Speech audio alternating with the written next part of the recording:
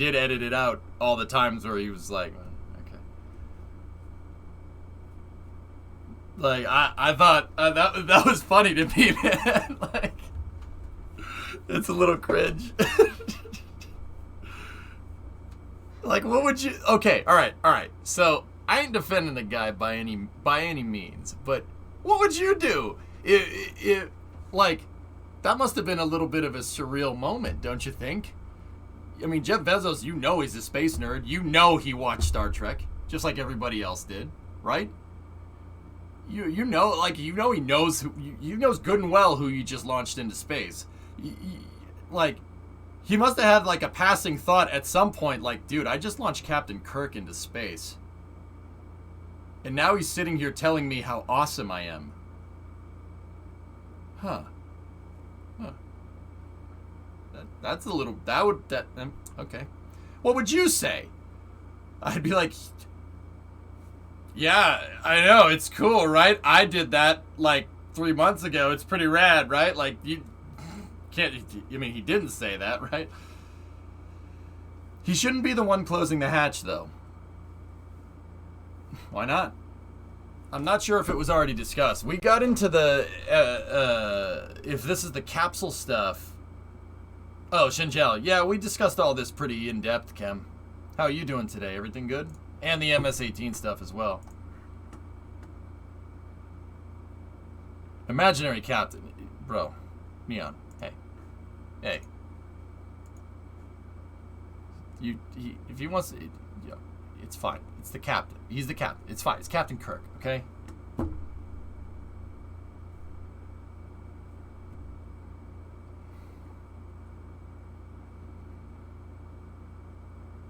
Yes, Firework, exactly.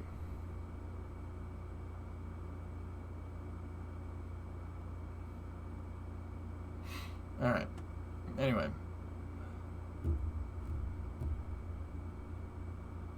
Okay. I think we're good for KSP, guys. Let's do this. We're launching the big boy today. We're going to load that thing down with payloads, and I'm fairly confident we've fixed it.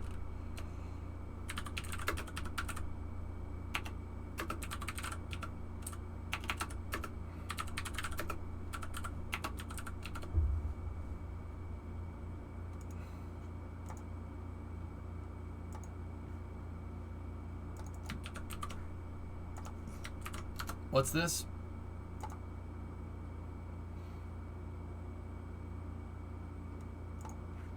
And now, on to something completely different. On a scale of 9 out of 10, how much better is Star Wars than Star Trek? I like sci-fi. I don't, and I know people are gonna be like, "But Star Wars isn't sci-fi." The expanded universe books that I read about Star Wars certainly are.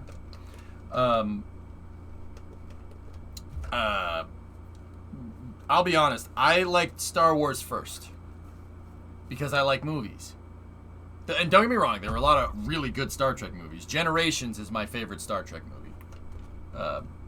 And William Shatner is in that one. I liked Star Wars first. I remember in the 90s watching TNG with my parents, though. Like, a lot of TNG. My parents watched Star Trek, dude. Yeah, parents are kind of nerds. Anyway, but I watched a lot of TNG growing up, but I went back, I don't know, like 6 or 7 years ago, something like that, and like really watched TNG and like watched all of it. Yeah. I also like Star Trek as well. Yeah. I like both of them, but I was a Star Wars fan first, not because I think it's better or anything. I just was introduced to Star Wars first.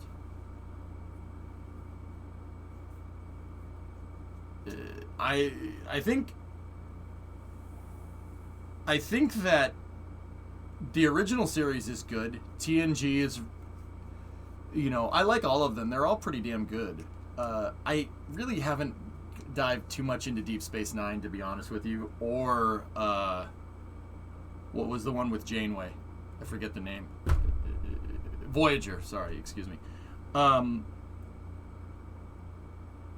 I haven't dived too far into those. I should probably go and watch them at some point.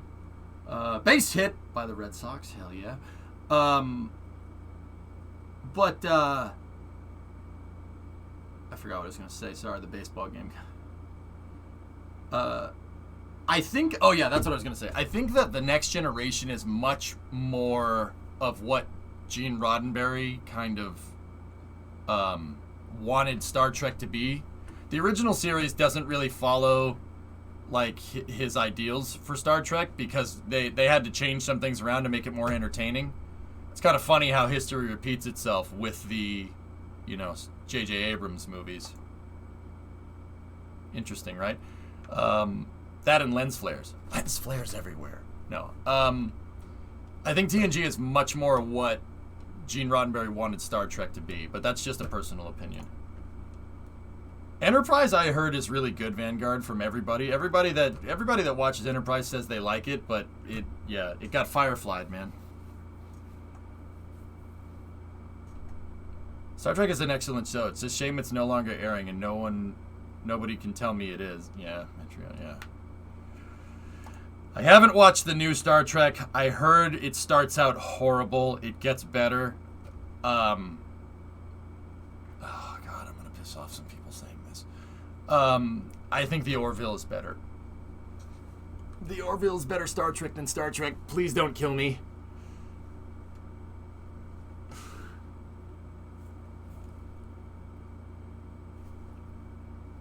Are we good? I like the Picard show, but Discovery was... Picard was okay. Yeah, it was pretty cool. The Orville is canceled? No. No. I thought they greenlit it for another season. Don't do that to me. It's not canceled.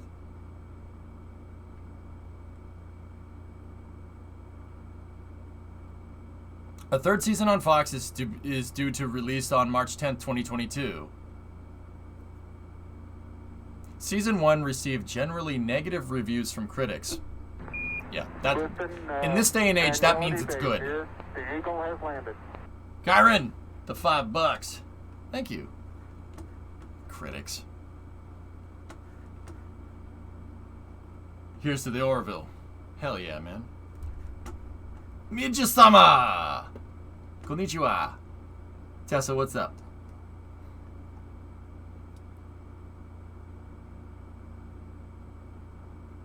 DS9 is the most space opera of them. TNG is the most utopian. TOS was the most groundbreaking, and Voyager was designed to be like the original series with TNG production. Got it? The show had relatively successful ratings on Fox, becoming the broadcaster's highest rated Thursday show, as well as Fox's most viewed debut drama since 2015. Yeah, Seth MacFarlane is a nerd. I knew he would do Orville, right? I since the first time I heard about it, when I heard that Seth MacFarlane was going to make a utopian sci-fi, I was like, yeah, it's gonna be good. I know it's gonna be good already.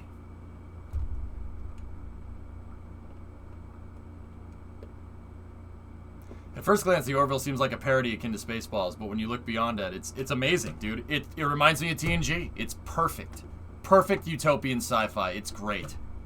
Seriously, it's fantastic. I know. Yeah, tech guy, I knew that. Mm-hmm.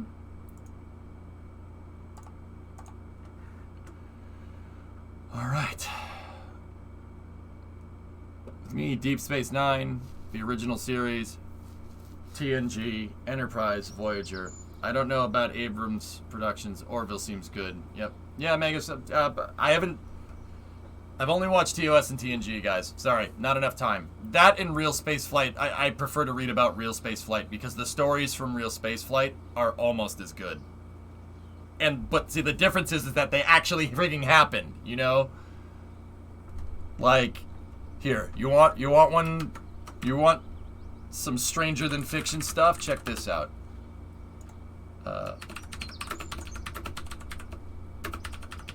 This is one of the craziest things, dude. Watch this. This is from NASA's Solar Maximum repair mission. This is where George Nelson, a NASA astronaut, EVA'd out of the freaking... Actually, that's not solar maximum. That's one of the other things. He EVA'd with an MMU, a man maneuvering unit, outside of the shuttle's payload bay and went and wrestled a satellite in space. No, that's the same era, Megas, a little bit later. Look. Oh, that's so cool. How many people can say that they've wrestled a satellite in microgravity? Look at that. He's got a jetpack.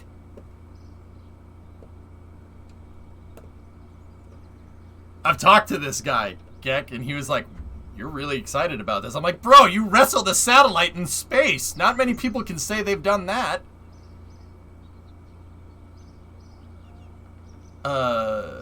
Where's the one at George Nelson yeeting out of the payload bay? It's the craziest thing you'll ever see.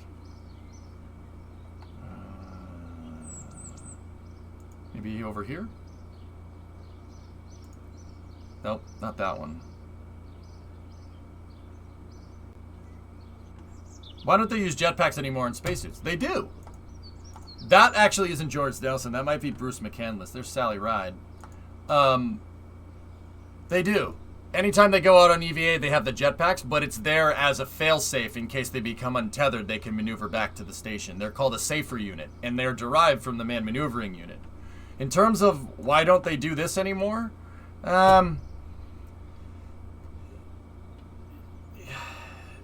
They don't do stuff like this anymore because it's a little bit risk adverse. Why send a guy out with a jetpack when you have the robotic arm right there? That's something that they learned during the Solar Max mission. NASA learned that from the Solar Maximum mission. Maybe it's this one. Yeah, here we go. Watch this. Here it is. Ready? Check this out. There's Solar Maximum. The satellite malfunctioned. This was one of the first space shuttle repair missions. This is before Hubble. Look at this. Look at this. See? He's got a little grappler arm on the end of the jetpack. Look at that. That's George Nelson. I've talked to this guy before. He's cool. Cool dude. Van, watch this. This is like, are you nuts? Do we have any EVA-capable vehicles other than the ISS itself? Negative. No vehicles with built-in airlocks, if that's what you're asking. That's one of the capabilities that was lost when we stopped flying the big old brick. There isn't one, Myth. They're all cool. They're all very, very cool people. Look at that. Look at that. Is this happening here? Like, look at that.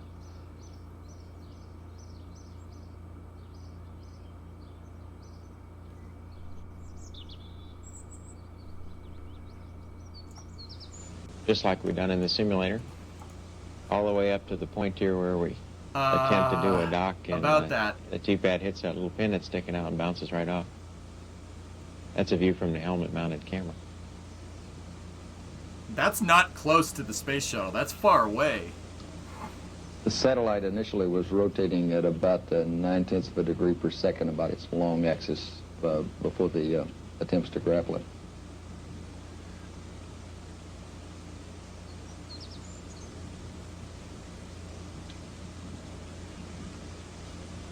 Yeah, I know, man. This, I think, is the last attempt I made at doing the docking. We had some pretty good rates on the satellite already. You can see go in there and I'll watch it'll bounce right out again. It'll bounce out at about the same rate you go in. When Pinky bounced off for the third time, I guess I became convinced that we were not going to be able to get it with the T-pad, and it didn't look to me like it was worth trying to come back and get the other T-pad because I didn't have any reason to think it'd work any better.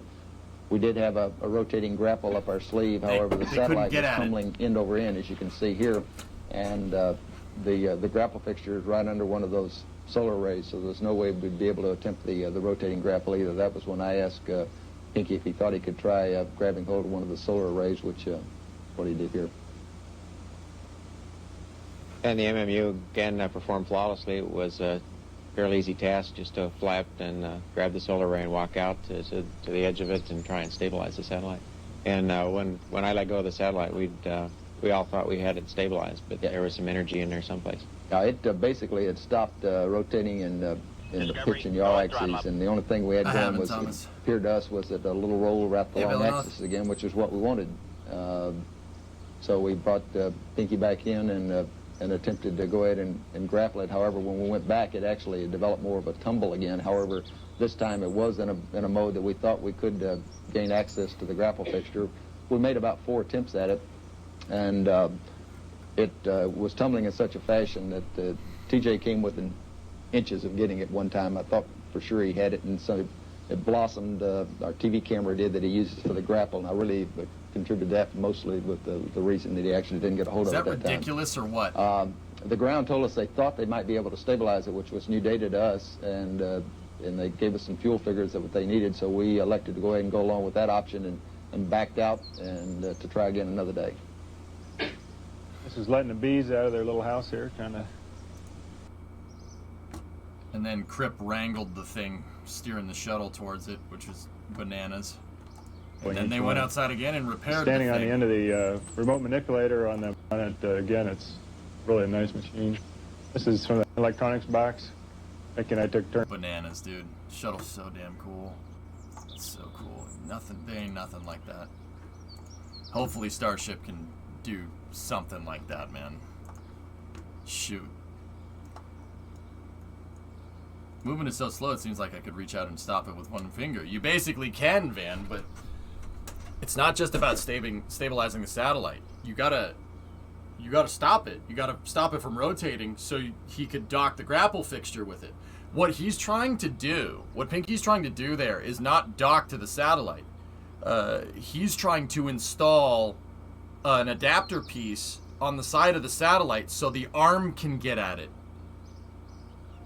So there's a satellite that's spinning, and this is they don't. The whole purpose of them repairing the satellite is that is because something malfunctioned on it, right? So basically, in Kerbal terms, no SAS. So if you touch the thing, so he had to stop the stupid thing and then figure out a way to dock to it. That proved to be a little bit difficult. But what he's trying to do is install a grapple fixture so the latching end effector on the Canadarm on the shuttle can dock to the satellite. They ended up doing it, but it ended up being kind of like, why would you do this? But yeah, you can't grab at the thing when it's spinning. That's why he ended up just grabbing the solar panels and tried to stop it. That's hard to do in space. That satellite is a lot more mass than he does. Discovery. T-Money! 12-month resub, 1 year. I never have SAS. Yeah, well, there you go. All right. Let's get the tunage going, and let's hope for a good flight today.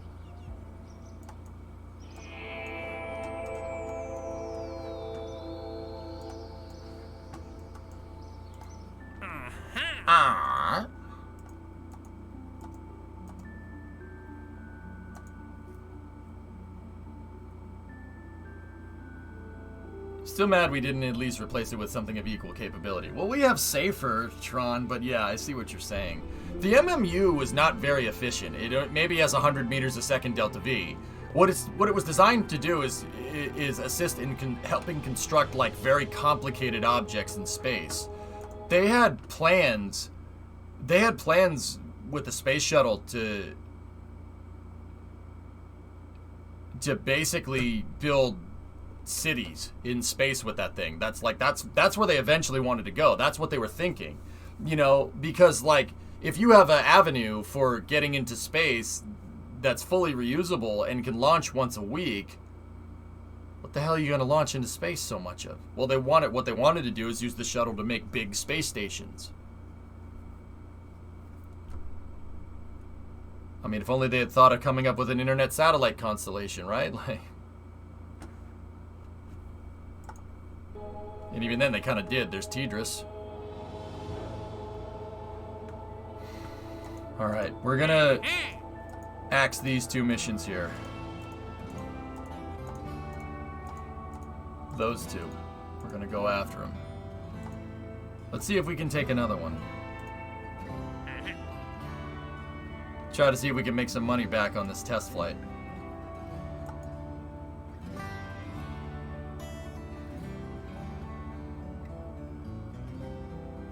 Actually, I think these 2 min-miss missions would be enough.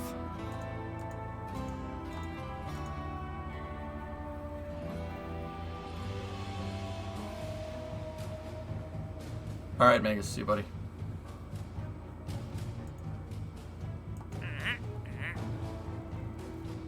Alright. Let's do this. You guys ready for a test flight? I already have the satellite made to do both of these missions here. So, I'm literally just going to put that exact satellite in the big boy SSTO. And we're going to tow that thing straight to the pad and get ready to go. The pad is fully fueled. It should be in the safe position to allow the SSTO to dock to it. And once again, this is the big boy. We're not launching the small one today. This is the big SSTO. I put this thing up on Kerbal X LV5B2, which is the Block 2 variant with the structural redesign. I put this thing up on Kerbal X, and I had a bunch of viewers downloaded it and put it through its paces, particularly when it came to touching the thing down back at KSC, which is the problem that we had with it, and that's the reason why we haven't been using it, because I've been trying to get money to do it. Chronic Sonic, go for it. Indeed. So, I will recover this thing after this mission, so I'm going to put the payload bay into a temporary configuration here.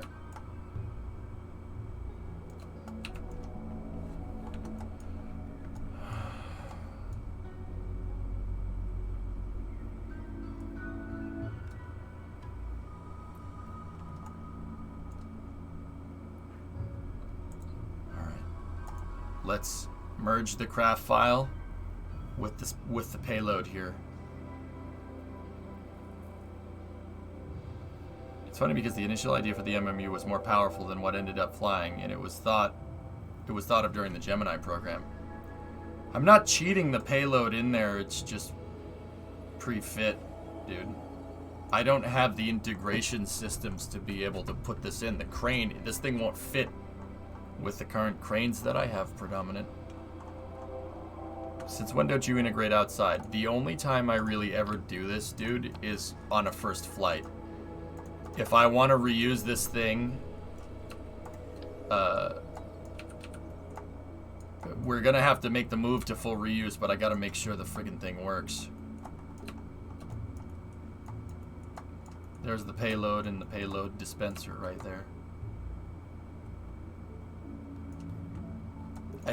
Predominant, this isn't my style though, but I usually only do this on these types of flights here.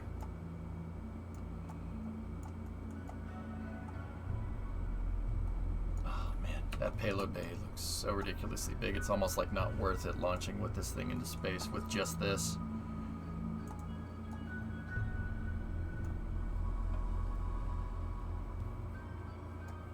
Right, Genesis? Maybe I should put something else in there. I'm not gonna do the rotation foo face. No, I don't want crew coming down on this, especially if I'm not 100% sure it'll land intact. The struts are finished.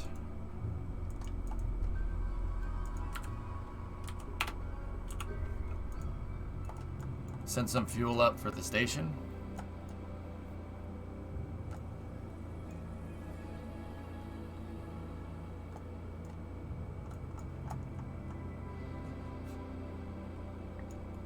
Anything that we could ride share with.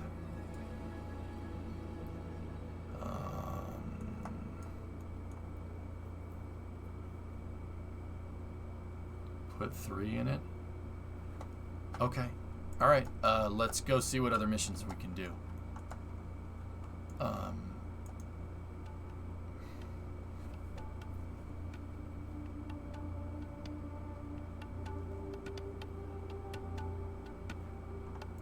Living in Orlando, I saw the shuttle being flown piggyback and couldn't believe what I was seeing. The shuttle on the carrier app state, yeah. Such a smart way to move those things around. All right, let's we'll back out. Let's look at the other missions we have, dudes.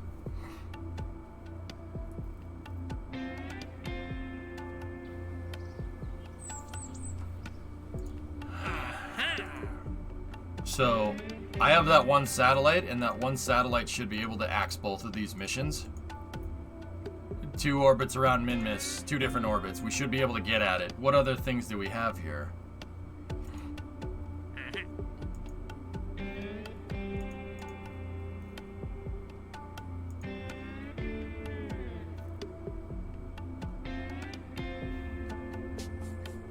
Excellent. I'm more impressed that that they could just lop the space shuttle onto the back of a 747 with minimal modification and have it actually like work. I made some changes to the structurally around the wing box, right, to hold the shuttle up, and then they made some modifications to the tail, and then they took all the seats out. All right. Okay. I mean, it must have, I'll be honest with you, it must have flown like trash. You literally have a brick on the back of your plane. It must have flown horribly. Still need a resource satellite for Kerbin. Put one with the Delta V for a plane change in. We wouldn't necessarily see profit from that, but yeah, I could get on board with that, John. Right? Apocalypses? Yeah, you're not wrong.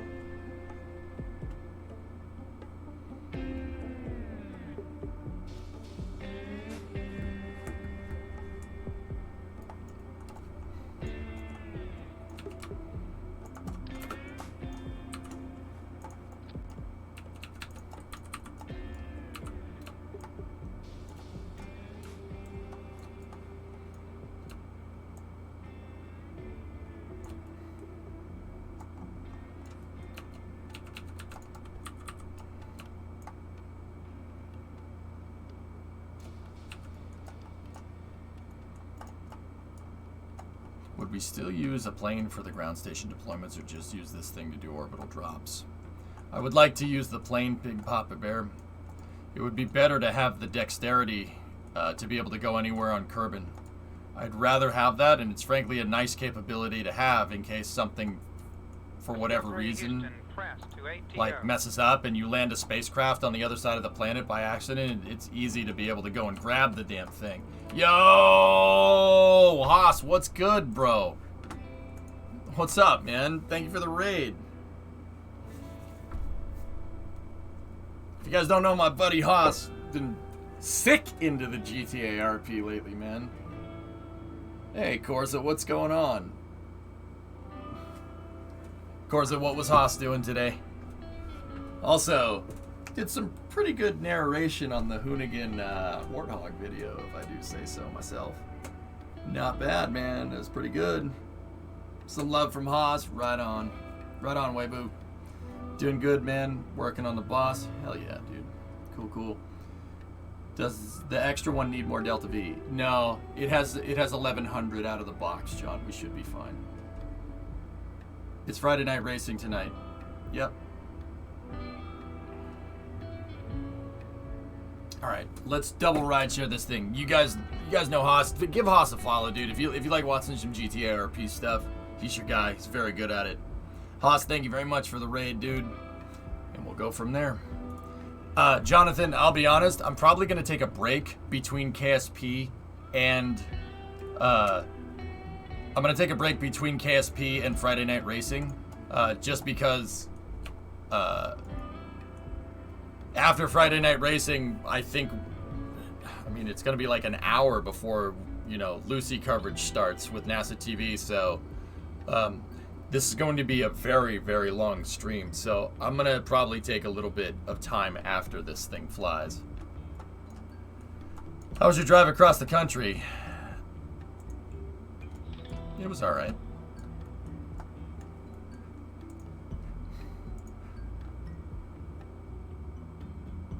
Lucy, then driving tomorrow, then Saturday night racing. Yeah, John, there's a reason why I'm taking a break after I get this thing flying.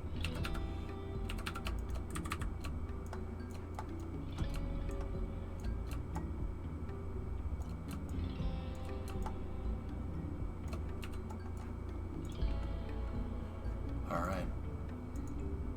Prepare for lag fests. We've got Detroit in Indy this weekend. Oh boy. It was alright, Thomas. It was alright. It was alright. Boss, what's up, dude?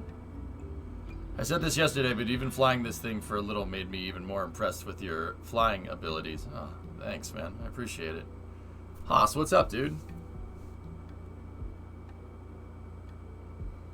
If I were you, I'd skip Lucy, so mad respect. Skip Lucy? Bro, Lucy's a big deal. I'm not skipping that. No way.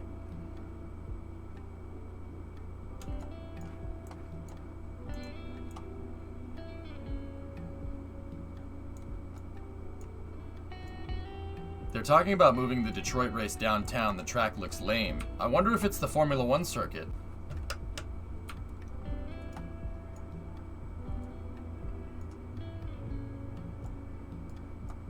It's a new track. Dude, Belle Isle is a great track. Almost all right angles. Ew.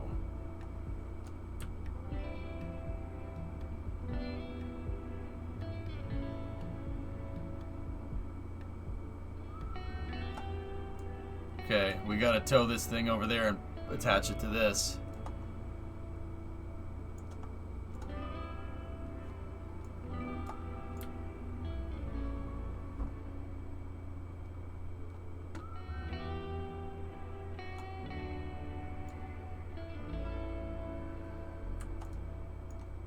Man, I want this thing flying so bad, dude.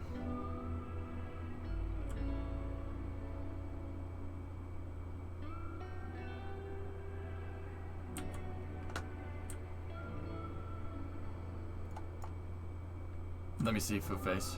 Are the probes fuel locked? Yep.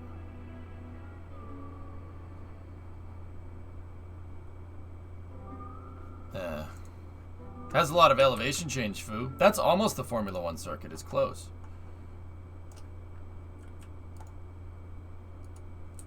Oh, it's not, John. Thank you.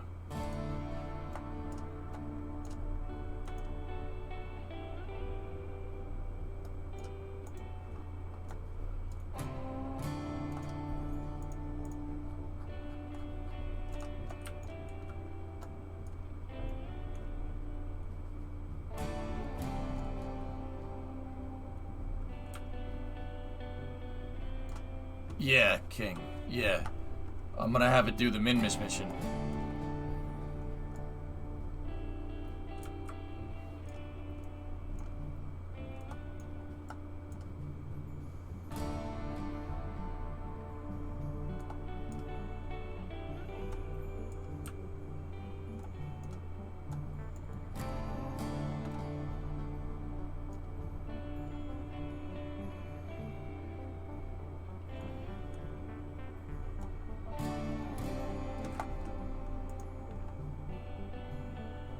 Yeah, the old track's better.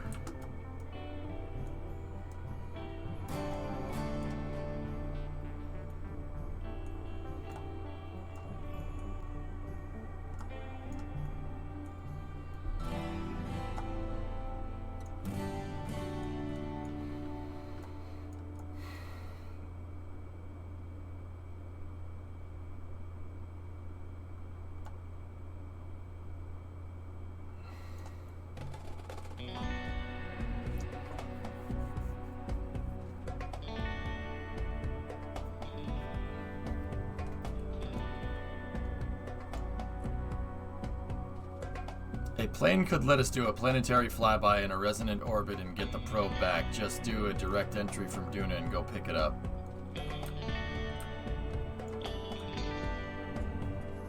That's why I want the capability, and we're gonna have to find the budget for it at some point.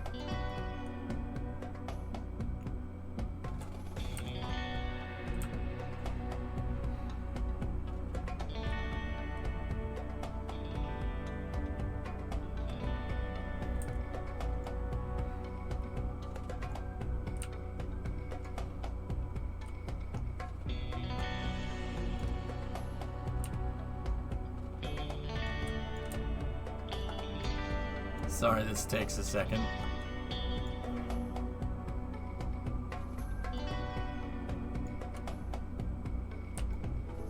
Okay, Apocalypsis.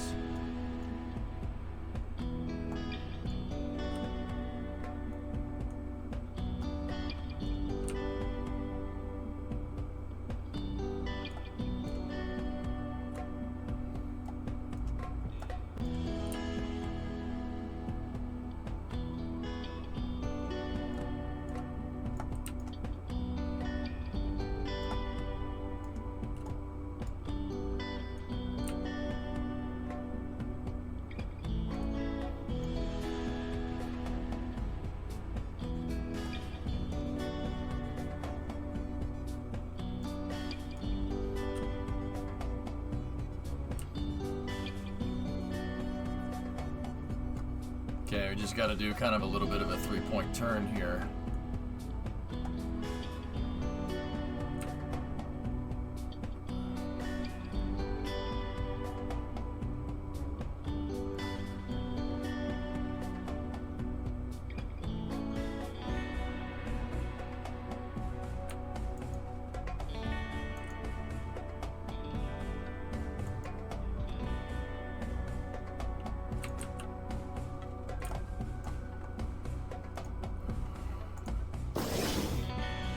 Go for jet truck engine start.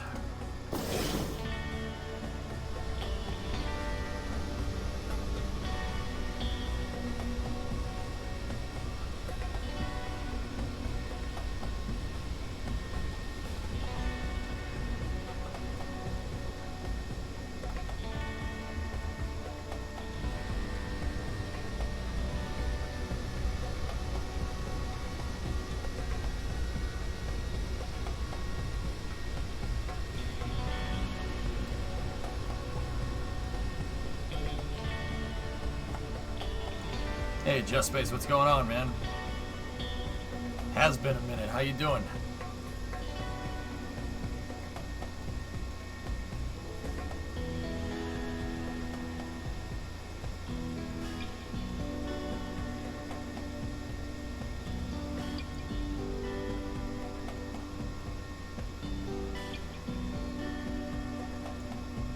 How you doing? I'm good, Ricky. How are you? I'm a little nervous about sending this thing, but I really don't have too much to be nervous about. It should work. We've tested all other facets of the mission. Just barring nothing going catastrophically wrong here, we should be good.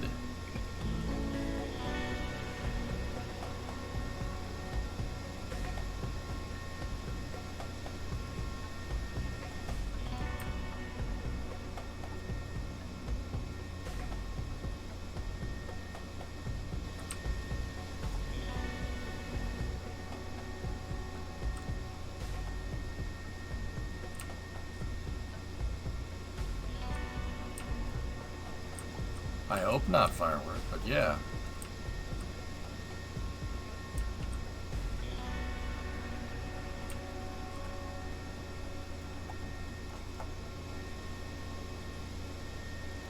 Nice, Just Space. That's cool, man.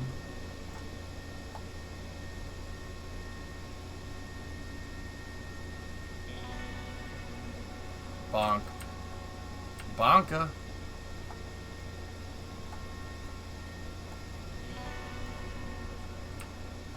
Gotta rotate a little bit more.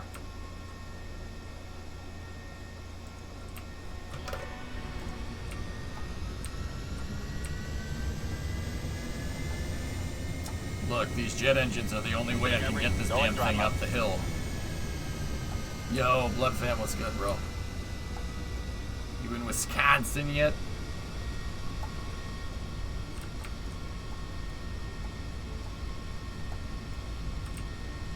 What is this beast?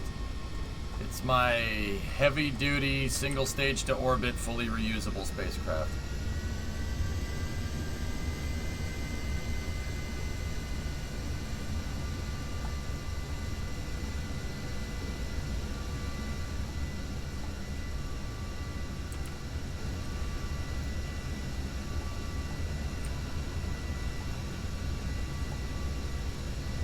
What the heck's going on here?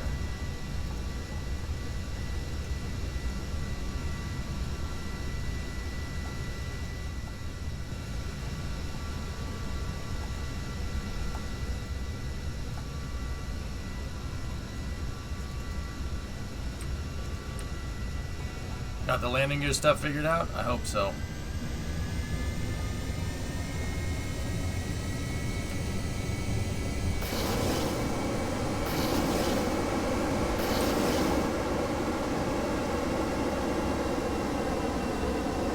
Seriously, it's the only way to get this thing up the hill. The reason why I need to roll it up this ramp is so I have enough space vertically to turn the thing upright. Remember, fully reusable pad, fully reusable rocket.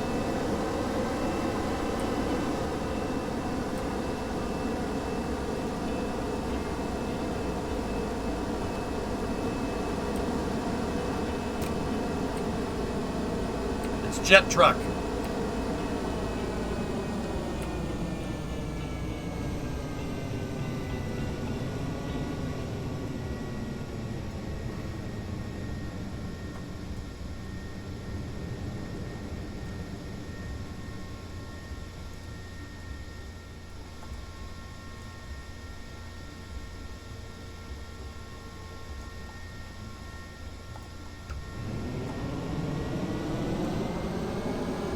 Hey, Homing, what's up, dude? Yeah.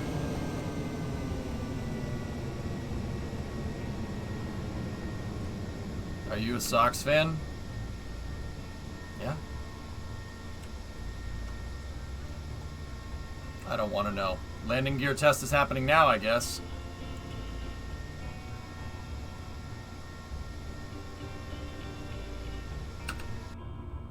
My heart just skipped a beat.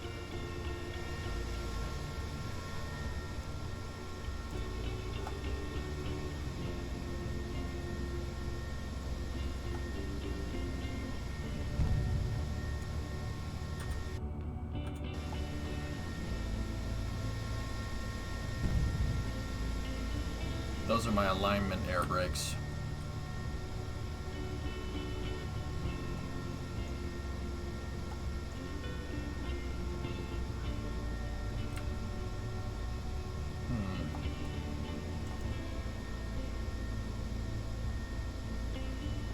Why did that happen? Why did it do that?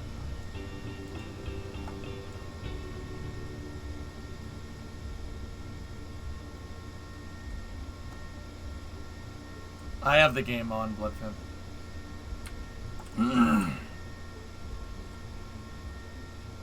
Sorry, but I'm an Astros fan, been one since '71, but the Sox are my third favorite team, if that means anything. Who's the second one?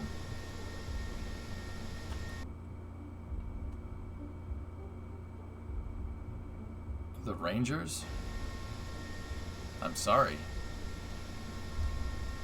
No, I don't mind the Astros. The Astros are called the Astros because of spaceflight. I like the Astros, guys. But Fenway Park is like 15 minutes from my house. Sox through and through, baby.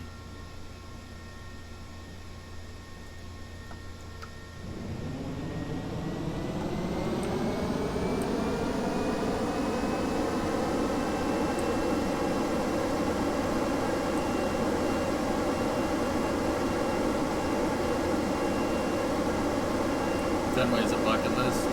Hey, you're ever up this way, Blood Fam? I'll take you to a game. I mean, bring your wallet. It's expensive.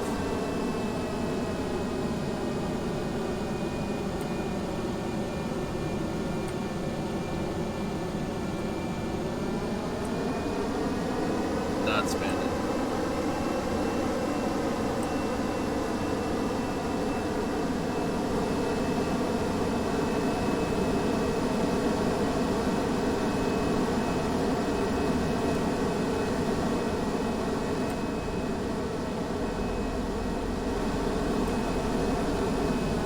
All of the freaking gear or almost all the wheels are broken on Jet Truck.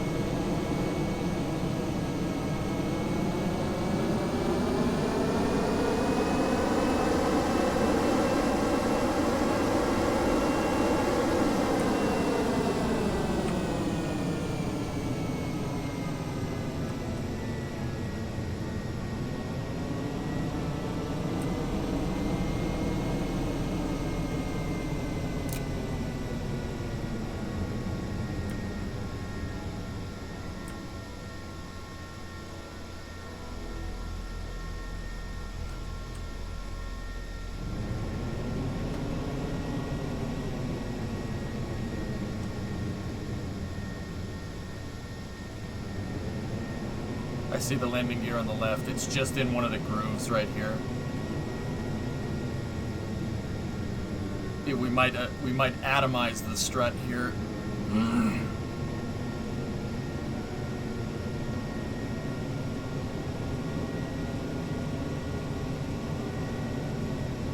I think that happened just because I think the thing bounced because I was slightly misaligned.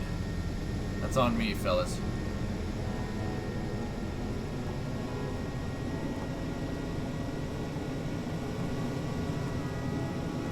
you add wheels or something like during testing? I did. I did, Rocket Guy, yes.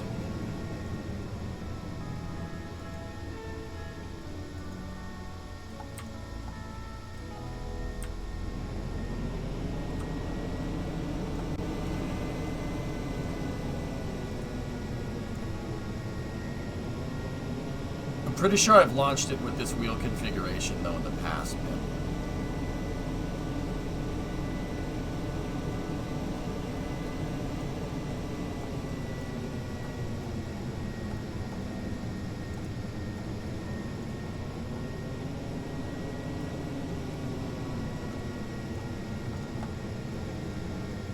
I think it was just not misaligned. I mean, the tolerances are always tight with this thing.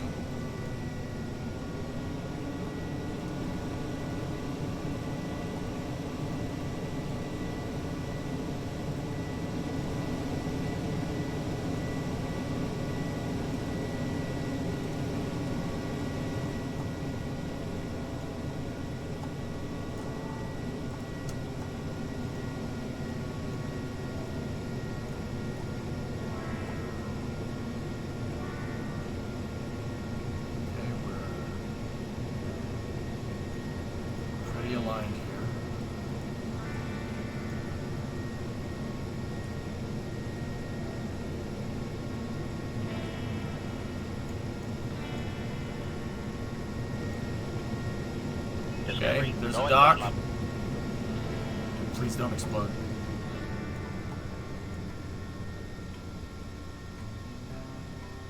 She's latched.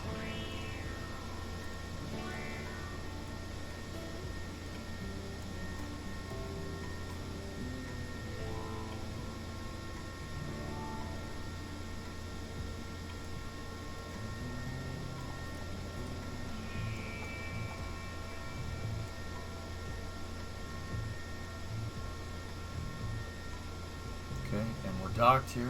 Lock that out. Have you seen the fan-made free game Oroville? Negative.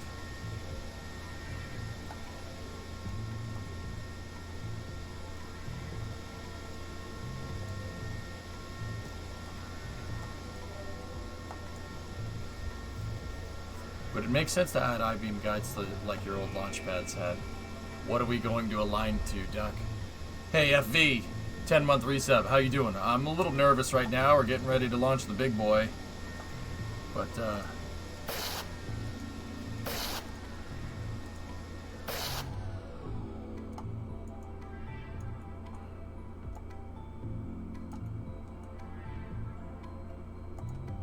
think every wheel is broken on that thing except for 2. Probably had something to do with it being shot up into space.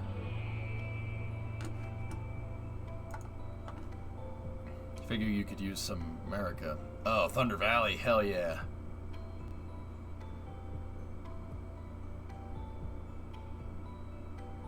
That's cool.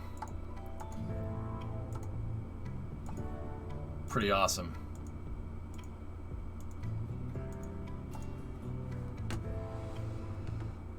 Okay, well now we undock the jet truck. And hope that this thing has enough wheels to be able to make it down the stupid hill. How is it actually working? Look at this thing.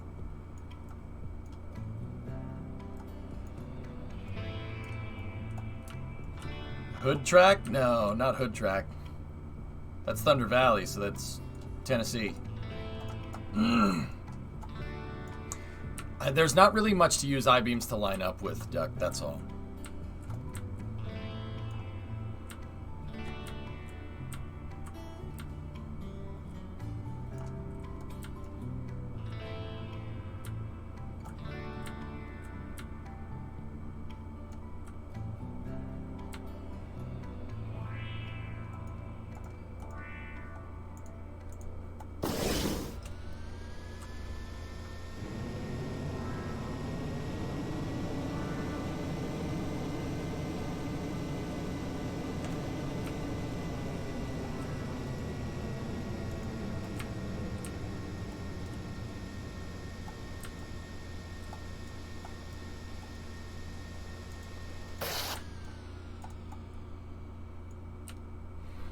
This really is not a good place for this to be, and these stupid jet trucks are just finding themselves, like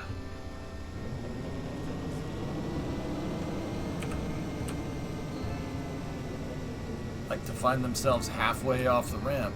It's happened the last 2 times, but that was because of my landing gear misalignment. I'll get Bill out here and fix it after it launches. Do we have repair kits on board? We do. Excellent.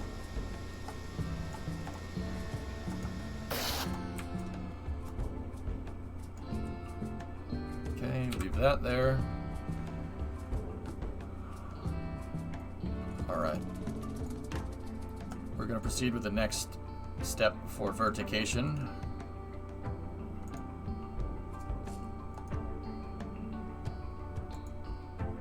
We need to set that to same vessel collision. And I believe one of these out here should be set to SVI as well. It's not. Alright. Okay. So, we're aligned here. Everything is good. Here's what we're gonna do. I gotta go here on my master control panel. Rotational debug controllers are both disabled. It's just a bunch of resource tracking satellites make. It's the Minmus mission that I tried to run with the small one the other day.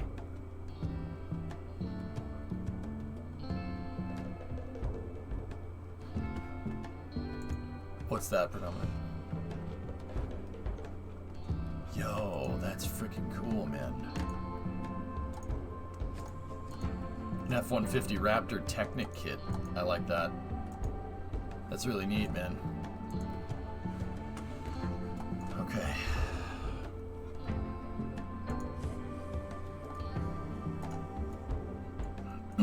Hey, Blizzard. What's going on? Okay. Unlock that. Disable the motor. Transporter erector. Unlock that. Motor is disengaged.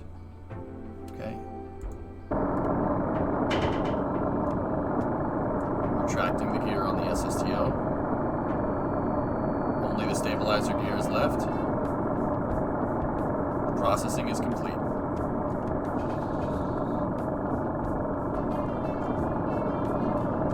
Comes with a Michigan plate. Awesome.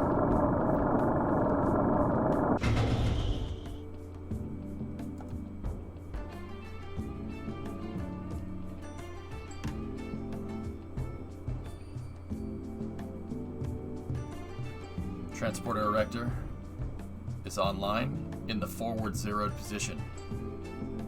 Launch table goes in reverse on the bigger pad because I had to build the launch box vertically in the craft file. So this should be set to reverse at full and enabled. 2 controllers enabled.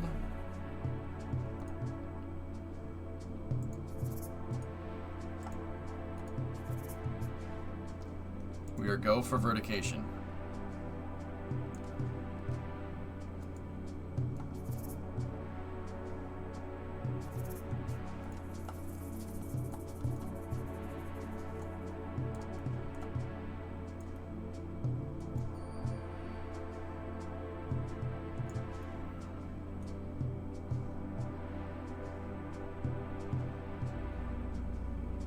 That's not good, Axel. Sail's not doing good. Chorus should get rid of him.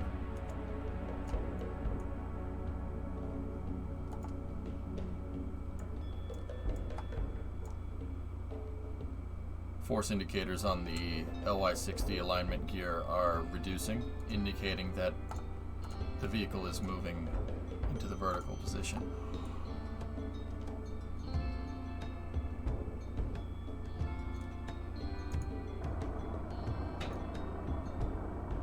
Leveling gear is moving into the retracted position.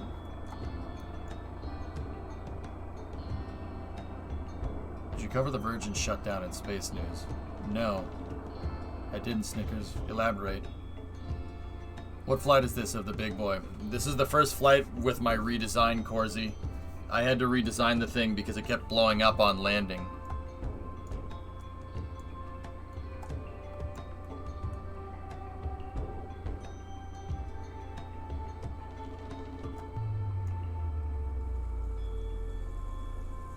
What is the version nomenclature? Launch Vehicle 5B, LV5B2. Launch Vehicle 5 indicates the SSTO program. B indicates the second variant, which is the large one. A is the smaller one. 2 is the block variant. So LV5B2. This is Launch Vehicle 5, SSTO. B, big one. 2, block 2. Snickers, what's that? Ars Technica. I don't cover Ars articles here, dude.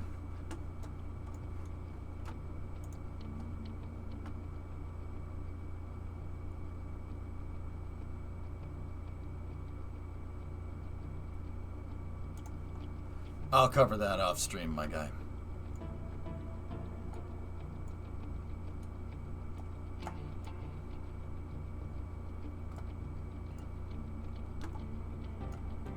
Yeah, anybody else that wants to click on it, it's there.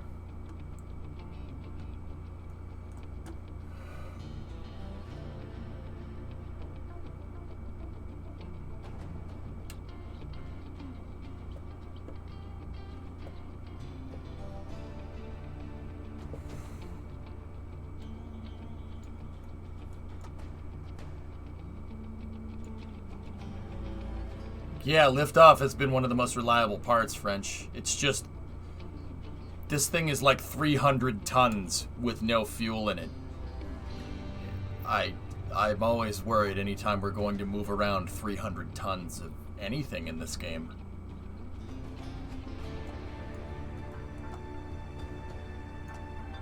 She's a beast.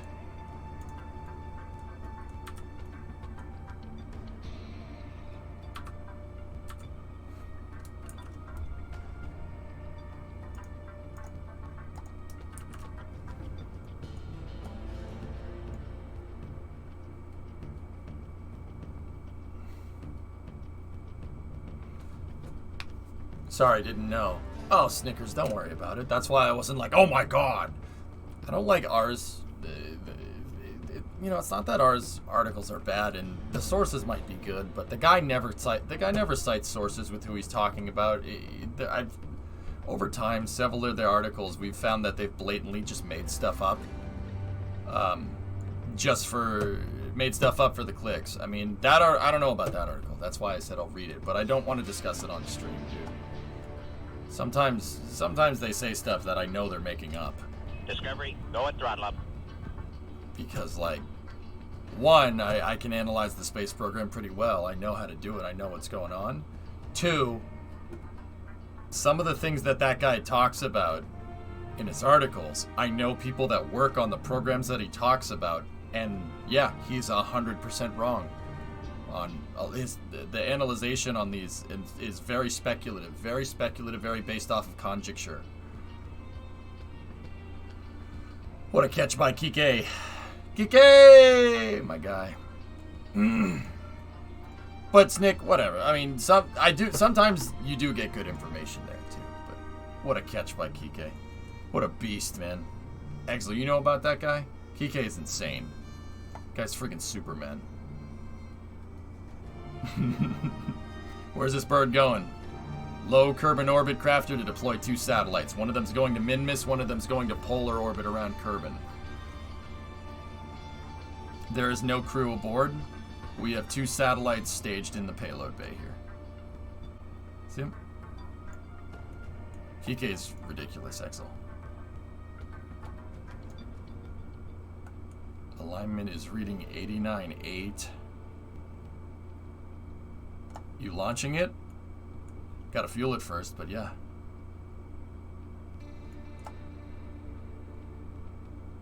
Would humans have landed on Minmus by now if it were real?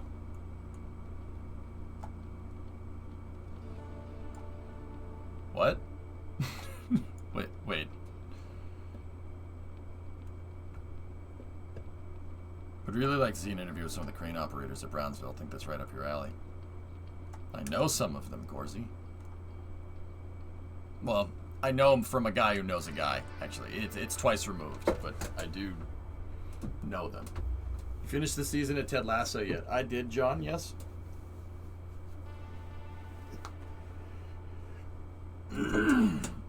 Oh, would humans have landed on Minmus by now if it were real? I mean, we went to the moon for a little bit, but yeah, probably not. The last camera shot. Yeah, I know. John, yeah, that guy's a dick. That's all I'm saying. Just a dick. You're not correct.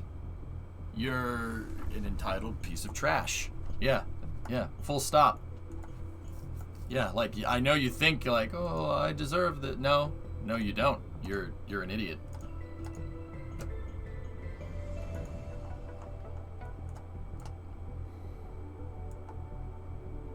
Alright. Vehicles in the vertical position.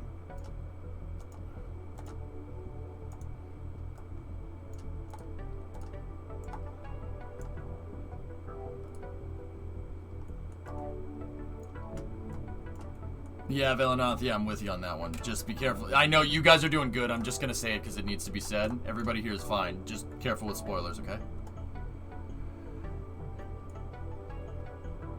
Okay, we are go for strong back retract. Strong back retract has been initiated.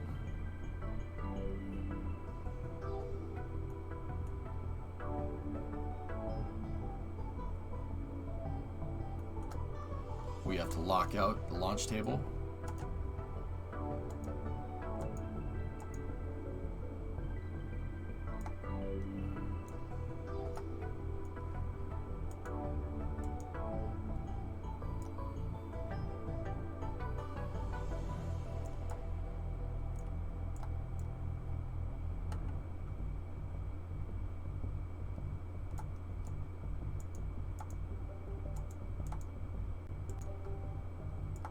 Locking pins aren't going. What did I miss? Who's an idiot for what? Oh, we're talking about the end of a show, but the ending was very recent, so I'm trying to be indescript. Peterbilt?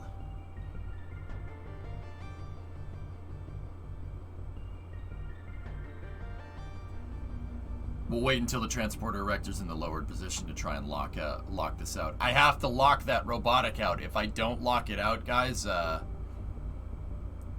this thing could take part of the pad with it into space, and yeah, that's not really what I want.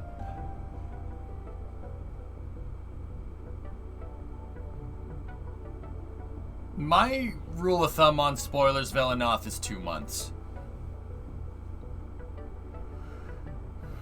Except when it comes to baseball, because it's a tie ball game! Oh! Kike! That's awesome. Hell yeah. Hell yeah. My guy. Sorry. I have a stickball game on over here.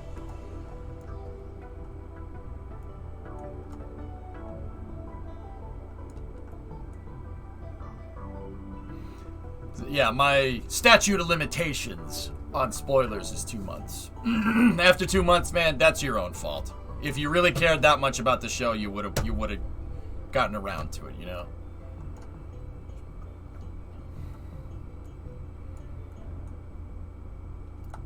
Well, Peterbilt, let me tell you what happens. If that locking pin doesn't go, the pad can't anchor itself. The launch box won't anchor itself and stay upright. When I go to launch the SSTO without that pin locked, the whole pad will do this. And it'll basically, unless I release it, the whole thing will turn that way. It'll try to rotate back into the sideways position. Discovery, go at throttle up.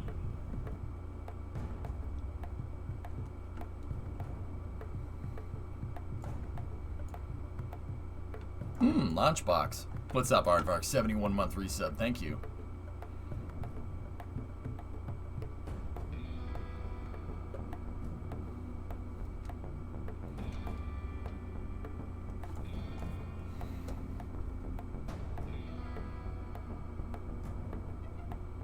Hang on. I gotta text my dad.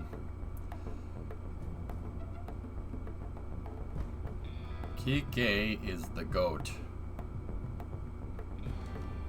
There we go.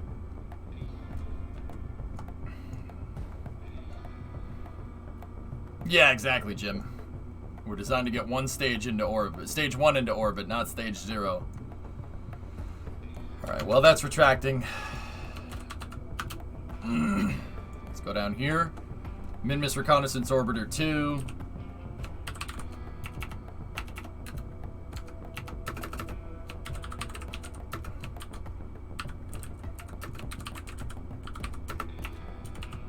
And Kerbal Recon Orbiter. There's Miro and Kiro.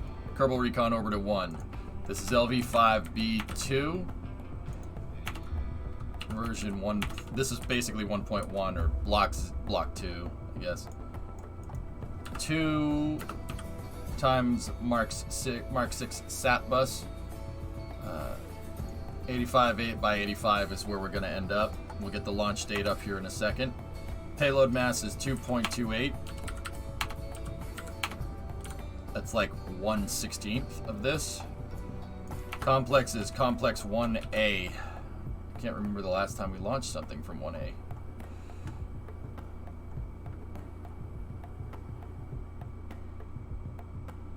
A 122nd launch. This is the first launch with the big SSTO this time around. This is the 122nd total.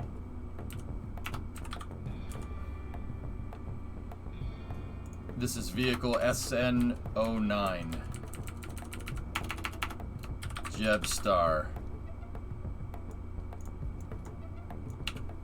First flight. First total. Okay.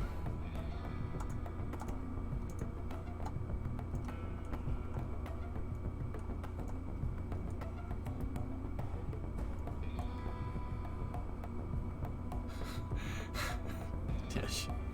Oh my god.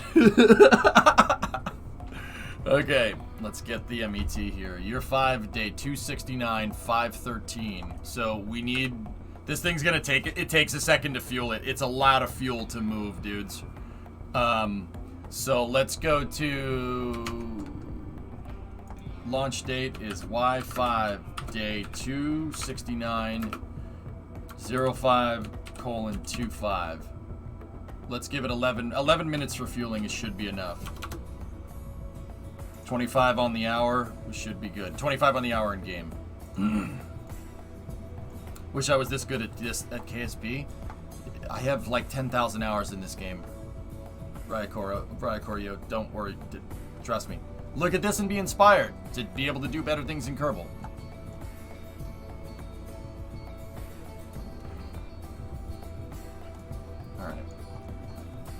Actually, you know what? Before that pin, I'm not going to establish T0 just yet. We have to get that pin locked. This one right here.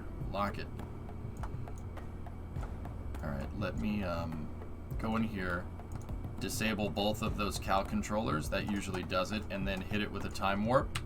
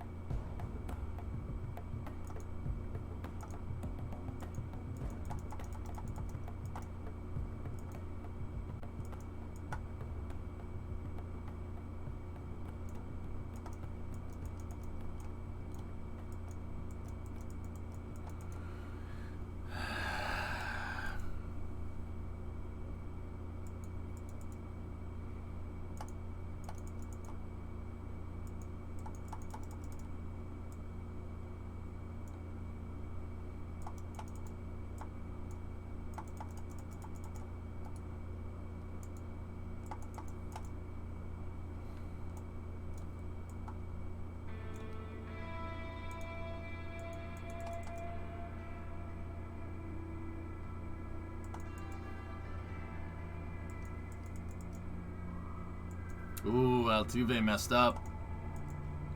Okay, we had the lock there.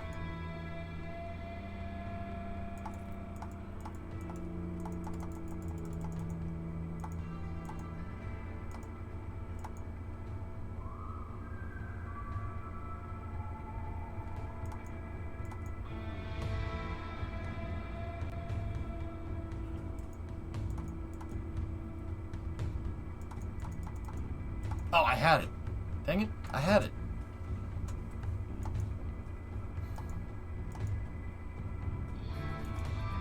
There we go. Alright, one of them is locked. Now this one. Just waiting on you, buddy. I need that electrical charge number to get to 0.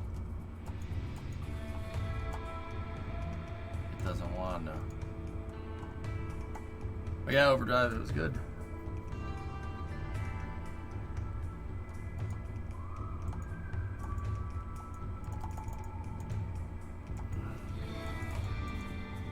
Okay. I'm gonna try another time warp.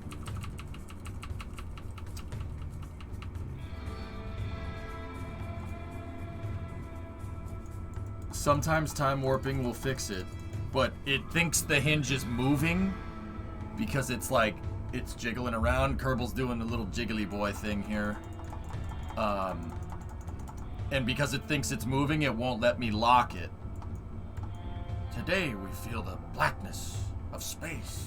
It's just Mother Earth down there and death up there. Alright.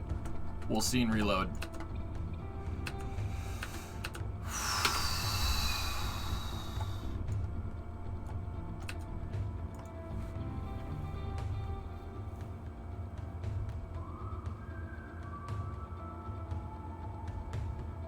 Why not just power loss to lock and disengage motor? That doesn't fix it, dude.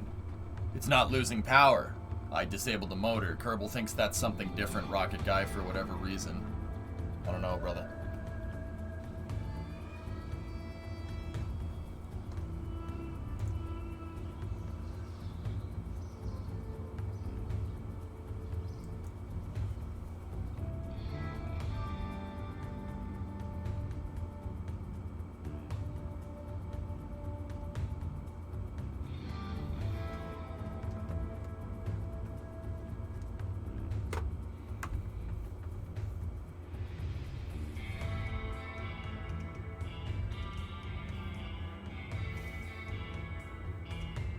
It's gonna take a second to load. It's 1,600 parts.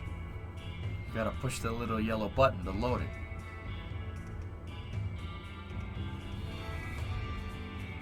Rocket Guy, last time I tried it, it didn't work, but maybe I did something different, dude. I could be misremembering, man. I'll take a look.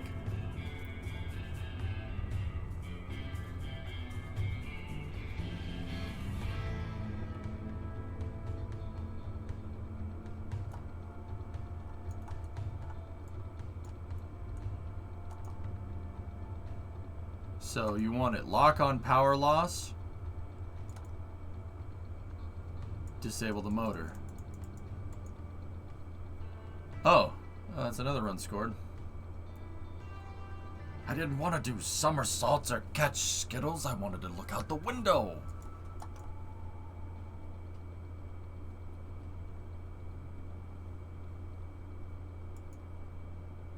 $9,298 of KSP, and you got me loading in now for more.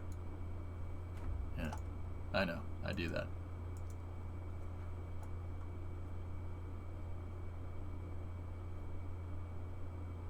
It should now be locked.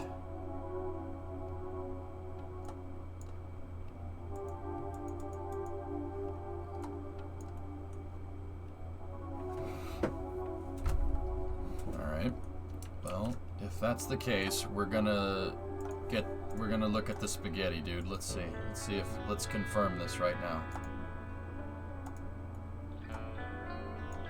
If that's the case, well, where's our root part?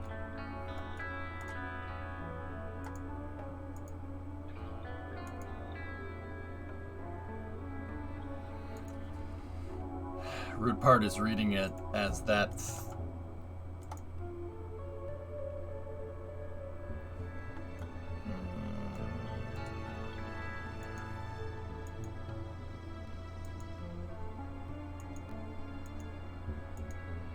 It doesn't look like it, Rocket Guy. I don't see any struts that are going across here.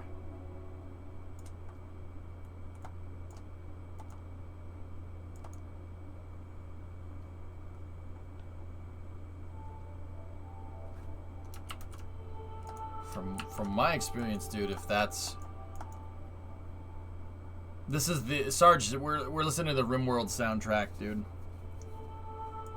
That's right, Chief.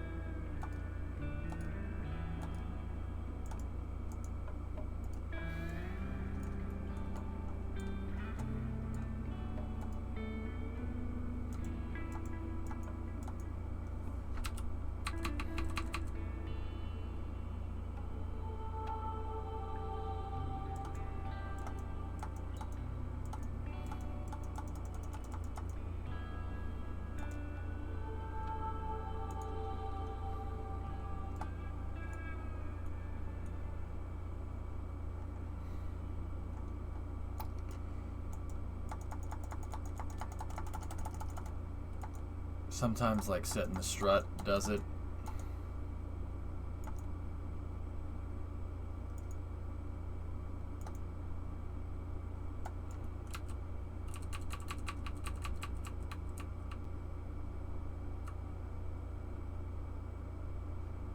I just got, see the EC? That needs to hit 0. That's why sometimes they lock and sometimes they don't.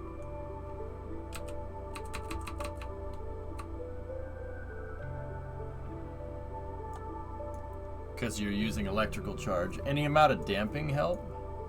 I could check.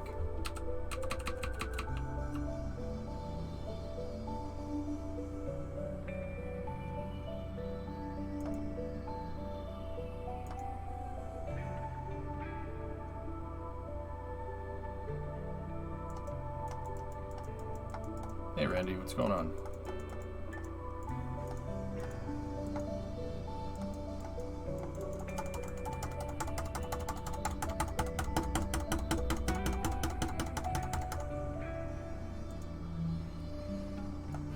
It seems like the thing is not bent all the way at 90.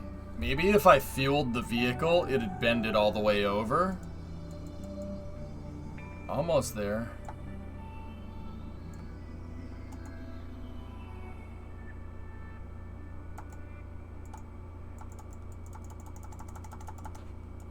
Come on.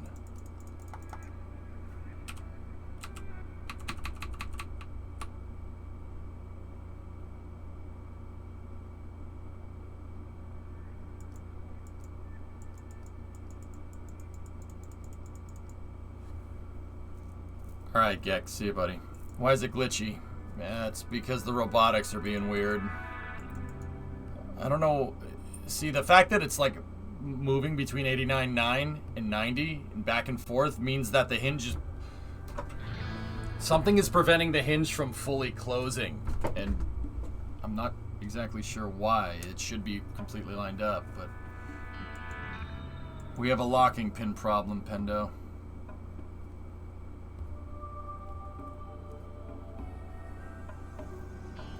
Wait until vertical... A landing script? I don't need a landing script. Thank you, though.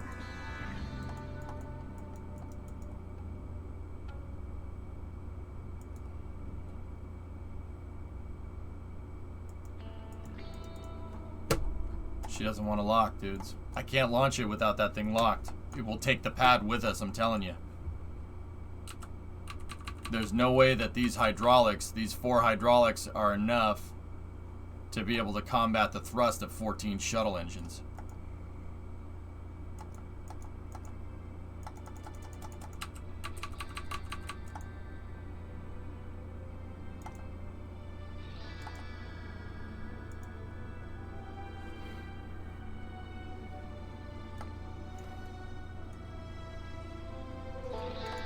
I don't know what same vessel is going to do, Chief. That's not gonna do anything.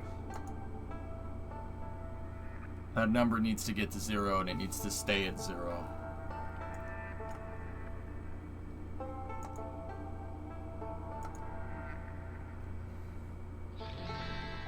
Yeah, it's Balloony, it gets it to 0, right? Watch. But, like, that means I could do this. But that doesn't work. It has to be at 0 when your torque limiter is at 100%, which is stupid.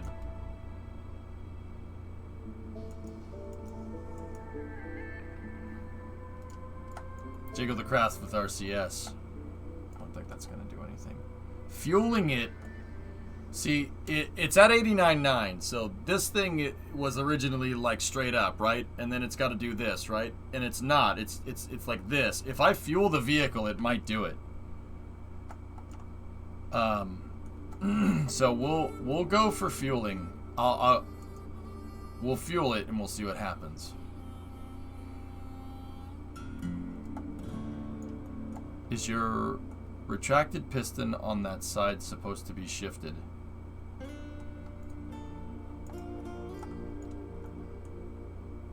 There is some kind of strange hierarchy problems going on with this thing, dude. I don't know why it does that, to be honest. It usually just knocks back into position, but no, that's generally not supposed to be like that.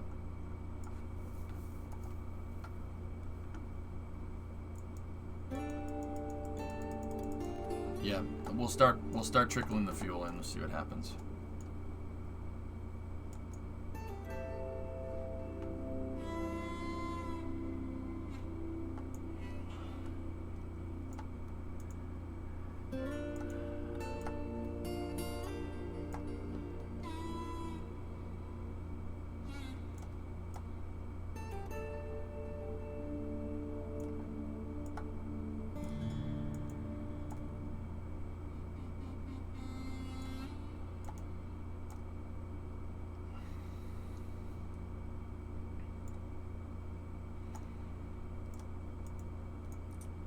I have to use a bunch of small fuel tanks to get the balance right when we're coming in to land and when we're taking off. That's why there's so many different frigging fuel tanks here, guys, if you're wondering.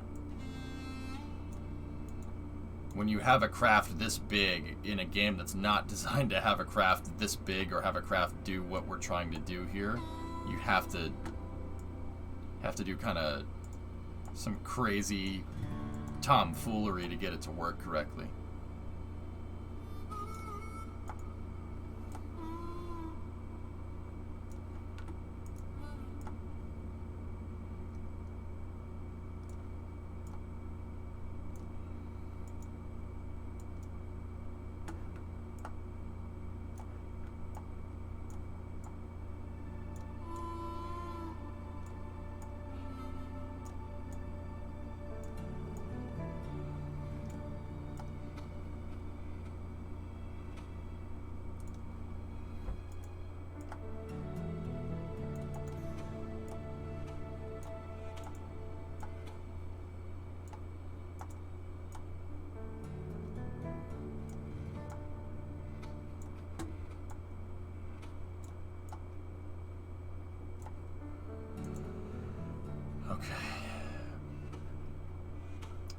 Two of these 128 tanks is the forward segment on the tanks.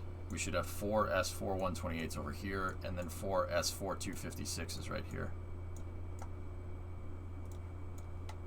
Okay.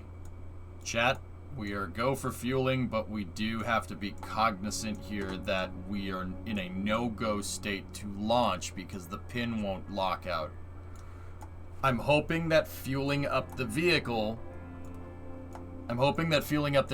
will bend that hinge into alignment, because right now the hinge is like this. If this piece up here, the part that's misaligned, is attached to the rotating part. So if I fuel up the vehicle, hopefully it'll push down on it enough to lock it into position. We can start our fueling procedure now. Fuel valves are open.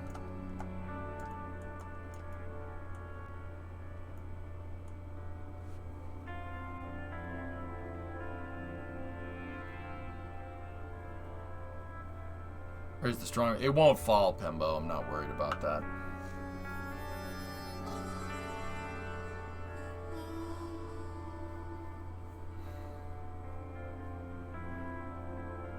All right, we should be able to warp through this.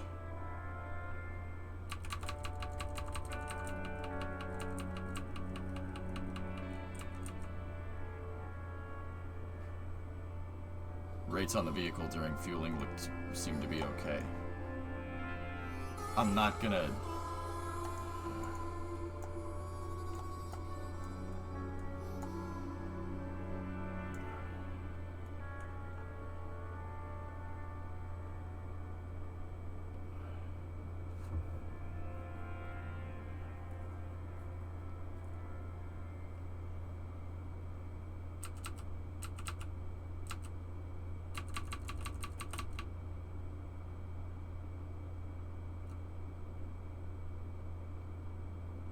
Rates still look good.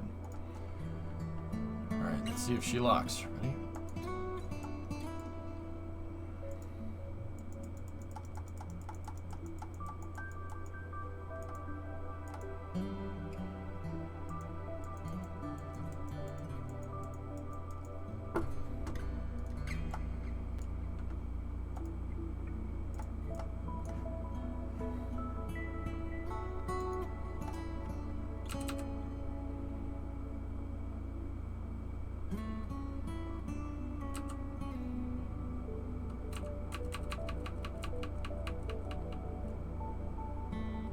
I'm watching the rates.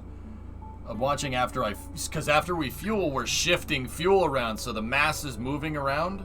The mass is moving up to the SSTO. I'm making sure that the SSTO doesn't like bounce around or anything. You gotta be careful when you fuel something like this, especially with that pin locked out. I'm telling you, that is like the thermal exhaust port to the design here.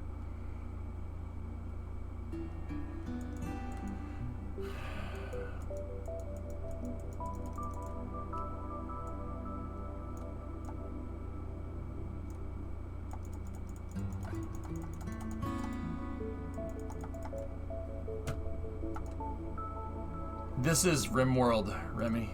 Or Rennie, excuse me. It's getting worse, Rocket. Yep. I don't understand why it would get worse, but it is.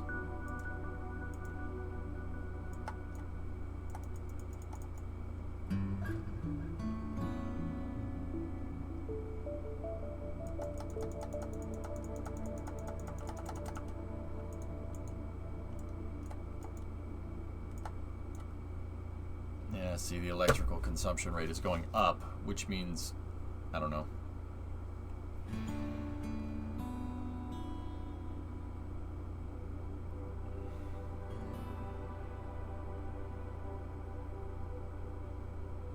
Did I ever see that BuzzFeed video of the guy that does, of this guy who does this kind of stuff for a living, playing this game? It was a pretty cool video.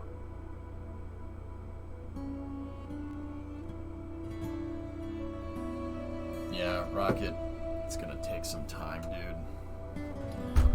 I'm pressed for time, man. I need to take a break so I can go eat dinner and take a nap real quick before racing because Lucy is in the morning, and then I'm doing a Route 154 stream tomorrow morning right after the Lucy launch. Well, not right after, but...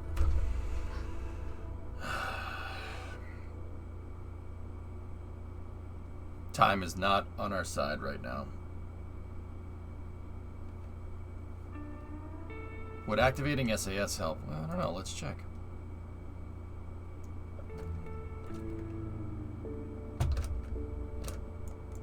See, like the problem is like the current angle can go to a decimal point. So, but if you type that into the table, it'll round it for you.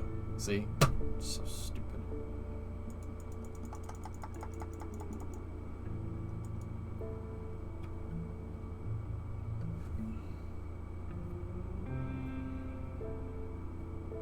Yeah, but see, if I take a break, Dirty, that means we're not going to be able to launch this. I'm not going to launch this until next Tuesday. Tomorrow, we're doing Route 154. I take Sundays off, and then Monday, I want to stream working on the truck, working on one of the cars, and that's usually my other day off. So the next time we play Kerbal after this is Tuesday.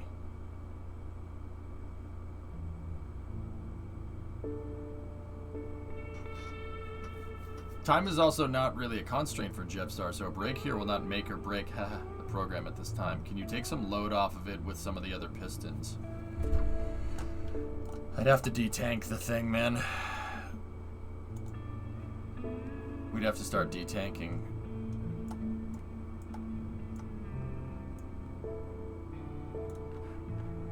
even tagged Ahmad. Make, can you give Italian guy link perms, please?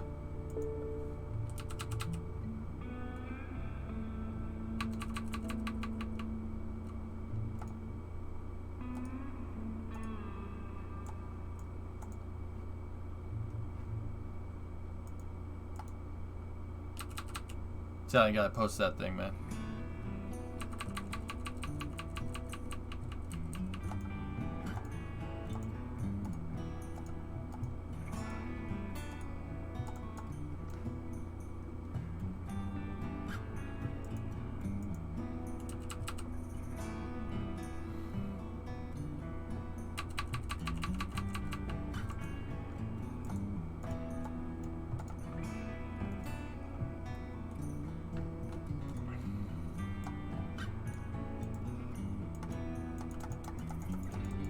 Guys, I'm sorry. Without this shouldn't be doing this.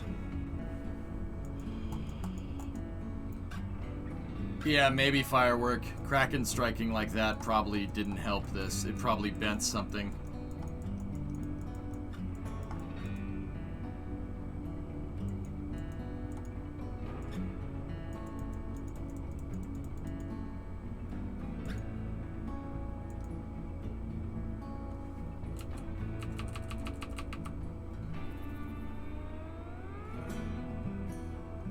She doesn't want to go.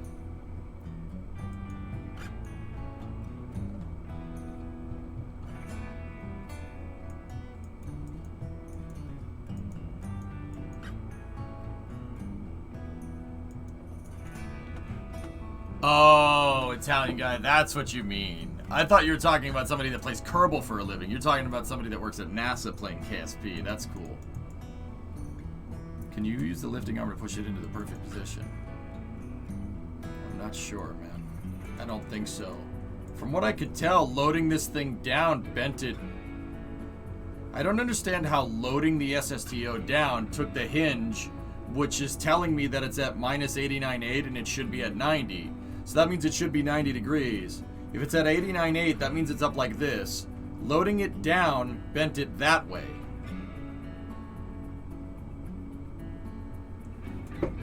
Why would it do that?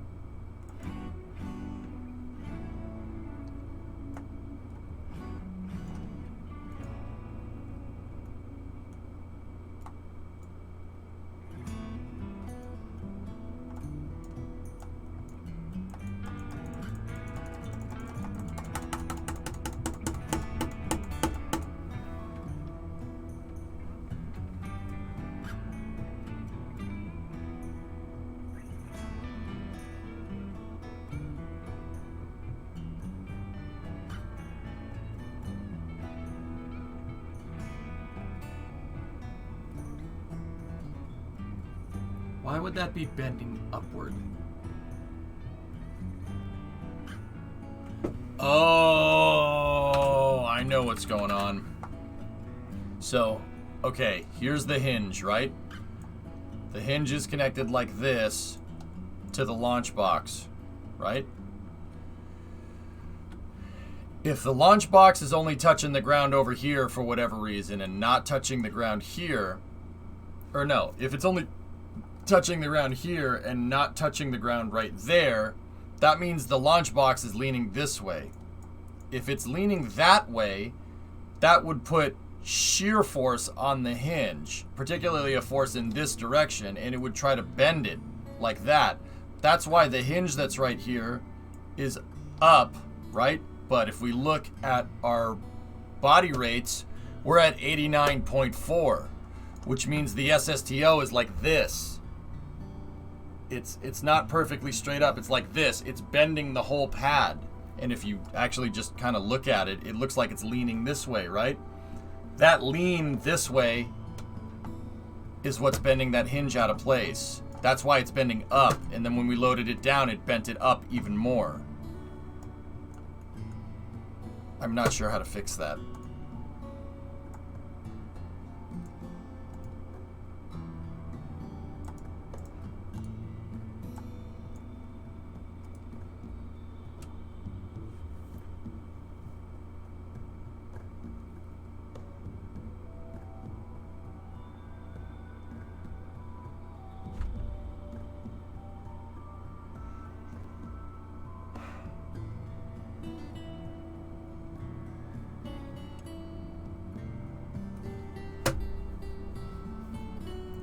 Guys, I might have to recover the pad. I don't know why it's bending like that, but it could have been the Kraken strike. I don't want to recover the damn pad. I just Discovery, want to go launch at the throttle stupid up. thing into space and get it done. Drew, 3-month resub. Thanks, man. Assistant air brakes for 300 tons, Bon.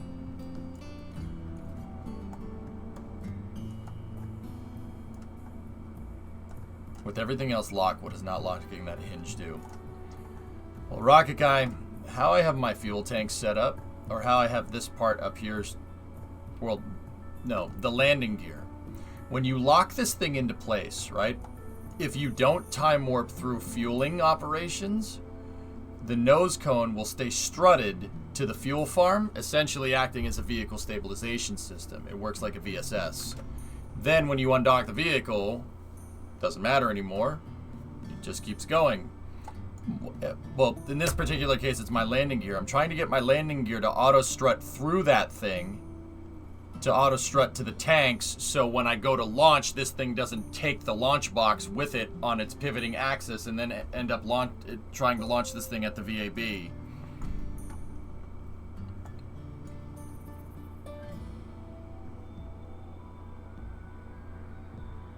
I'll use all my channel points if you hit launch. You'll use all your channel points that don't exist, because I don't have channel points. I'm not going to just hit launch.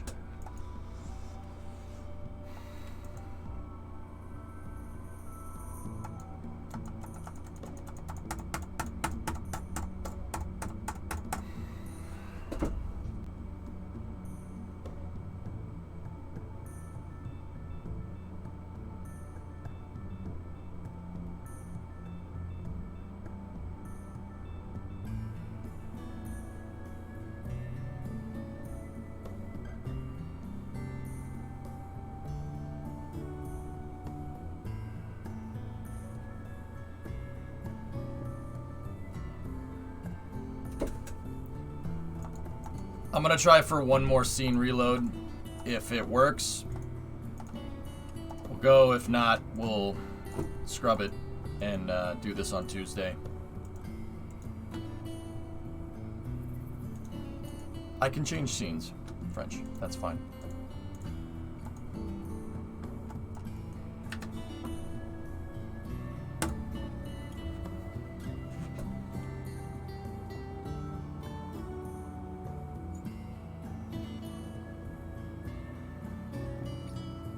Maybe the chassis can help to lean the cargo more to the other side.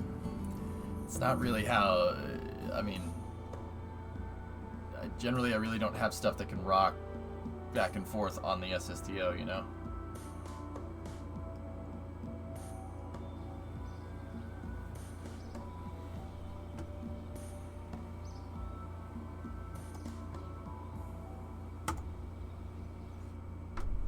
Here we go.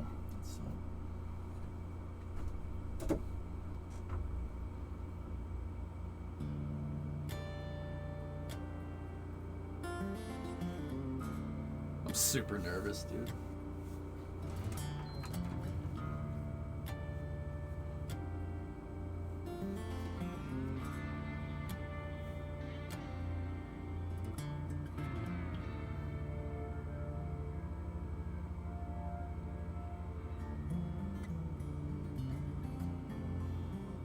You need a blood pressure monitor?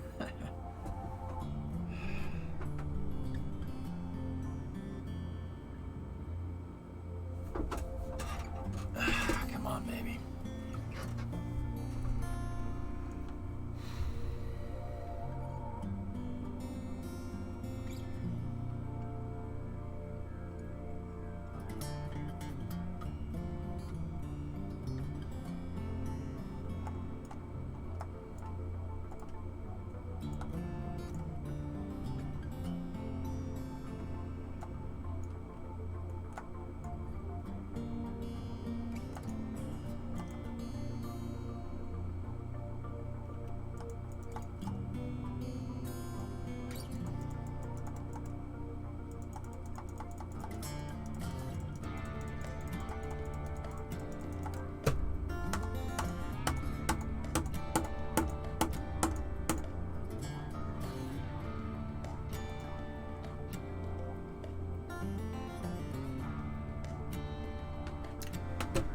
We're no good for today, guys.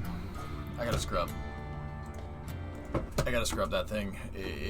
That's a serious misalignment, and that's not good.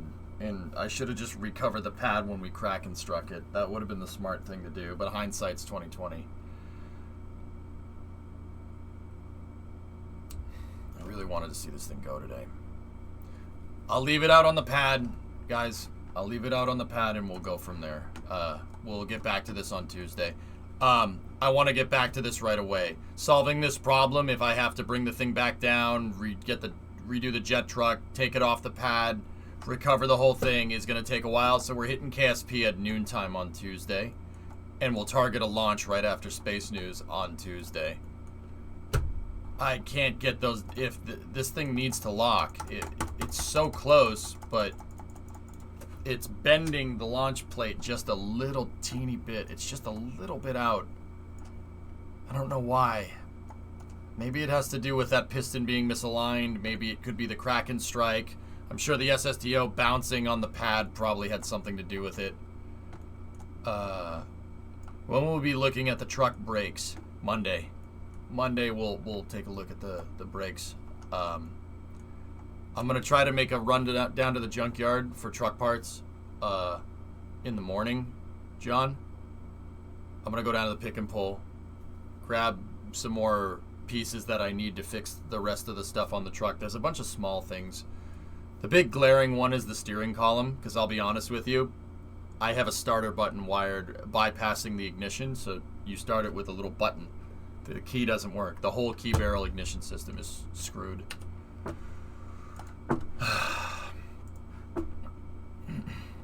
With the truck brake fluid leaking, I don't know if it's leaking or if we have a stuck caliper. That's what we're gonna have to figure out. Cause is it leaking because of a brake line fitting not being correct, or is it a stuck caliper? The caliper might be stuck. That happens when they get old. Don't tell people that. Yeah, I streamed showing the starter button. Don't worry about it. I have a bunch of other little tips and tricks inside of the truck to get it to start. If you went into my truck right now, provided, like, say you smash the window in and you hit that starter button, it's not going to do anything. It'll just crank the motor. I have kill switches wired in underneath the dash. Remember I went to AutoZone during Route 154, I bought a bunch of switches. I have switches underneath the dash to shut off the fuel pump and to shut off a bunch of other things. The coil, but I bypassed a lot of stuff on that truck. I kind of went ham on the wire harness for a second. But that was for anti-theft purposes. I basically made it super convoluted, and none of the switches are mounted. They're all just kind of dangling there. Only I know what switches go to what.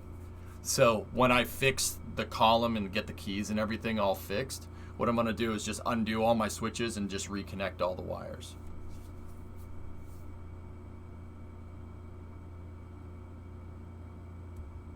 I wouldn't touch it without permission. No, I put anti-theft in there, Jeb, on purpose because of taking it across the country, dude. I don't know what neighborhoods we're gonna stop in. I don't know.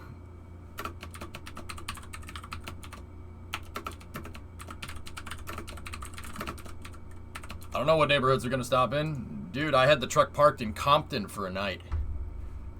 in Long Beach. You know what I mean? I don't know. I'm not gonna take the chance though. There's like a bunch of little things that you do. There's the vice grip thing, and I was doing this when we were going across the country. I didn't say anything about it. I would take the coil plug and a spark plug wire and switch them. So even if you crank the motor, it's never gonna run. The coil was going to a spark plug, so one spark plug would fire. That's a cool anti-theft trick. That, and it also is a manual, so that's an anti-theft device nowadays in itself, right? But yeah, I have switches underneath the dash. You have to move the ignition switch into the on position, and then you have to flip 3 other things for like the fuel, spark, and then I think I have one. What did I put the other one on? There's 3 of them. Where did I put the other one to? So one is coil power. The other one is the fuel pump. I forget what the other one was. It's not the wipers. The wipers are already broken. Choke, it's fuel injected. There's no choke. And the self-destruct, if you get it in the wrong order, all you're gonna do, Finn, if you don't get the switches in the correct way, all it's gonna do is just crank the starter motor. It's not gonna do anything. No, Jim. There's one other switch. I did it to something else. I think I put it on like the headlight switch or something, so you couldn't turn the headlights on because someone's most likely gonna steal your car at night. So everyone's going to notice a truck driving down the street with no lights on. You know what I mean? I did one other thing, and like I know how to wire these things. It's just 12 volts. It's 12 volt stuff. It's very simple because I wired the 59. So I was able to do all this kind of cool stuff. You're deliberately being vague? No. Jim, the launch scrubbed. I couldn't get the pins to line up. So, guys, I'm going to take a break. I'm gonna take a break, and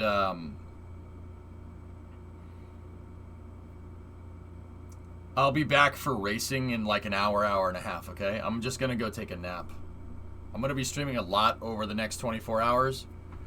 So we got our Friday night racing. We're racing Belle Isle, Detroit with Indy cars. So stick around for that. That should be cool. If not, I'll see you later. Tomorrow, Saturday's stream is going to be another small Route 154 stream. We're gonna do it in the Mustang though. Brimo and I are going to drive up to New Hampshire and we're gonna drive around in the mountains. So got a cool little weekend fall road trip stream tomorrow from the car.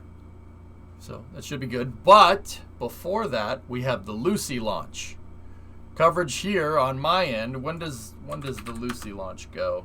I think it's 5:30 a.m. tomorrow morning. This is why I'm taking a break now, because I'm gonna do racing, and then by the time racing ends, we should be good for Lucy, right? And then I'm gonna do the Lucy launch coverage and probably go to bed again at like 8, and then wake up to do the stream at like noontime or something like that. So hey, Element 42 month resub, nap time. I was on a boat. What's that, Snake? NASA's Lucy spacecraft. Hey, that's a good picture.